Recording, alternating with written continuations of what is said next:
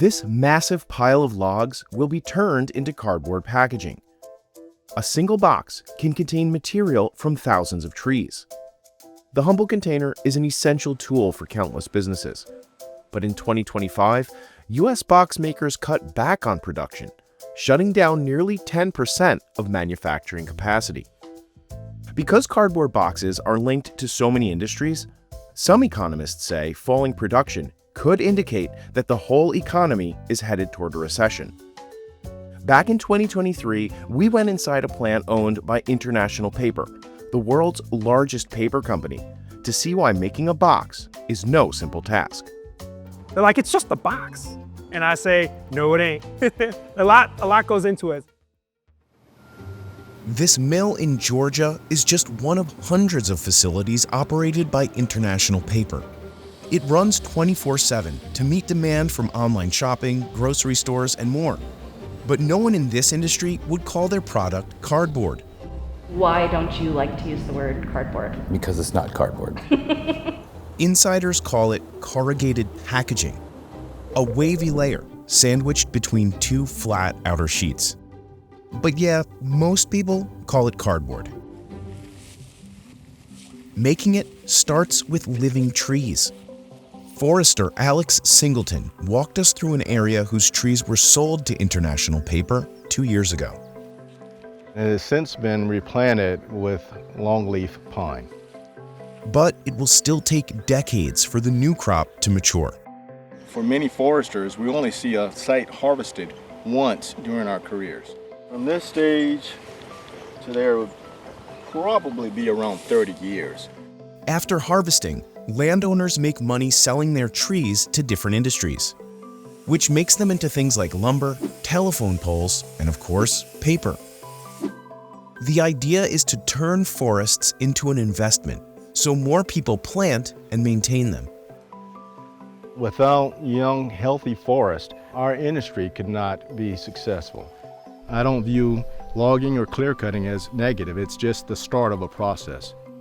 But critics say that replanting trees is not the same as letting them grow. This is one of the most industrial and heavily logged forests on the planet. The southern U.S., sometimes called America's wood basket, is home to 2% of the world's forested land.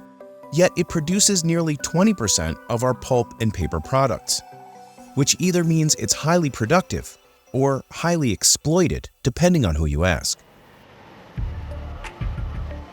On a typical day, about 300 trucks loaded with freshly cut trees drive up to this mill. The first stop is the wood yard. Some of the trees are set aside into these massive piles, which ensure the mill can sustain round-the-clock operations. They come from farms and forests within 120 miles. A sprinkler keeps them wet so they stay fresh and to reduce the risk of fire. A crane scoops trees from the pile and drops them into a machine that knocks off the bark. With a debarking drum, you're removing bark. I tell kids, similar to like a potato peeler. This process creates tons of leftover bark, which will be burned for energy. The debarked trunks travel through a chipper and pile up here. On that wood chip pile, we can keep up to around 100,000 tons of chips. It'll only take the mill about 10 days to work through this mountain. A conveyor belt feeds into the next step, pulping. Pine is made of long, stringy fibers held together by a natural glue-like material called lignin. Paper makers want the fibers, but not the glue, so they use steam and chemicals to dissolve it. The reaction can create gas that smells like sulfur. If you've ever noticed a rotten odor while driving by a paper plant, that's probably why.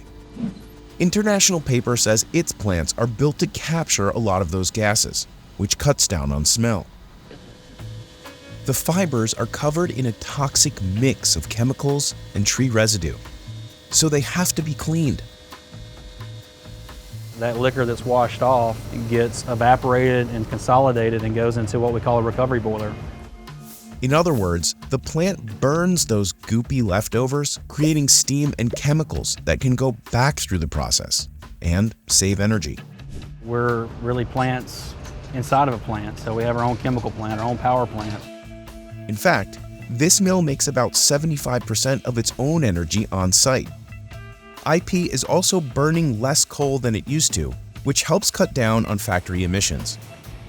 But trees hold a lot of carbon, and the company's own sustainability report says carbon released by processing the trees was more than double its emissions from burning fossil fuels in 2022. Before the pulp becomes paper, workers add used cardboard to the mix.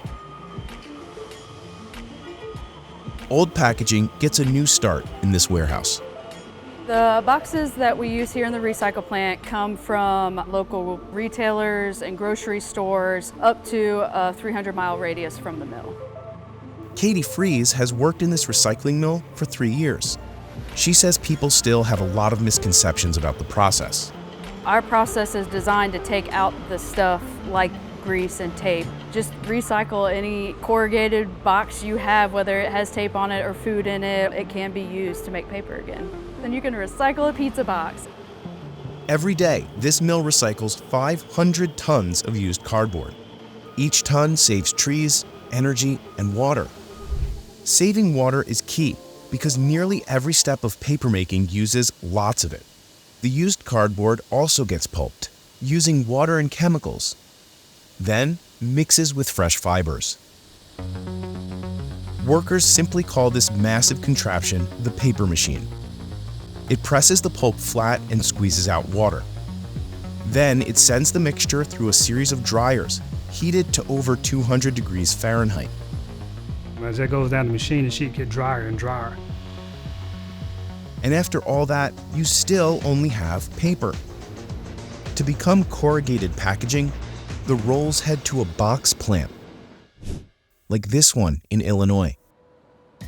Here, flexible paper becomes sturdy boxes. The heartbeat of the plant is the corrugator. Corrugating is how the packaging's middle layer gets that distinctive wavy shape. The waves are actually called flutes, and they're what gives this type of packaging its strength. There are different types of flutes. Smaller ones print better, aren't as good for stacking strength, and the larger ones don't print as well, but they're better for stacking strength. This plant can make boxes in over 1.6 million different designs. The smallest box I've ever made was about the size of a ring box. The largest box I've ever made in one of my facilities was for a washing machine. After gluing the layers together, finishing touches include printing on graphics and cutting the sheets into their final shapes. To save space, most boxes shipped to customers flat, and any trimmings or waste pieces can be recycled right back into the process. In the US, more than 70% of used cardboard gets recycled, which is much higher than the rates for aluminum, glass, or plastic. Corrugating paper is easy to recycle because the supply chain supports it, so there's value in it. It also helps that nearly 80% of Americans can recycle it using bins right on their curbs. So why does the industry still use up so many trees? Part of it is that old cardboard can't be recycled indefinitely. The EPA says it can only go through the process about 7 times. Each time it goes through pulping and blending, the long, strong pine fibers get a bit shorter and weaker. And eventually, the degraded paper bits simply wash through the screens and out of the process. So recycling is very important. But even if 100% of boxes got reused, making new ones would still mean cutting down trees. Some experts say the big question is whether the industry manages forests responsibly. International Paper gets more than 90% of its fiber from trees in the southern US, where the vast majority of woodlands are on private property. What we do is we provide a viable market for that landowner's trees such that they will have the income or revenue to be able to pay for the reforestation that takes place on their lands. Foresters and paper companies argue that without that market, people might just sell their land, potentially losing forests forever to agriculture, parking lots, or other uses. Data from the University of Maryland shows that tree cover in the US today is about the same as it was in the year 2000. For me, as a forester, it must mean that we're doing our job right, that we're taking care of the environment, that we're promoting forest growth. But measuring forest area is complicated. To start, not everyone agrees what a forest even is. Pine plantations are not forests. Those are tree farms that lack the diversity, the structural diversity, the biological diversity that a lot of these species depend on. An environmental nonprofit called the Dogwood Alliance says that tree farms have been replacing natural forests. That could potentially have a global impact. Some experts estimate that natural forests are 40 times better than plantations at storing carbon, which makes them crucial to slowing climate change. Forests have lots of other benefits too, like filtering our drinking water and reducing erosion. Certain forestry techniques, like leaving some large trees in place, can help planted forests retain those benefits. I think there are ways to sustainably manage forests without taking out the larger trees and completely destroying the structural complexity of a forest. But that takes really skilled, targeted forestry, and that's not always what happens. Ultimately, the world uses a lot of paper, which has to come from somewhere. You might see certifications stamped on boxes. Those are supposed to indicate they're made of trees that were harvested sustainably. International Paper says that more than 30% of the fibers it used in 2022 came from forests with one of those certifications. I think there is a way for industry and conservation to coexist in southern forests, but there has to be a good faith effort on all sides.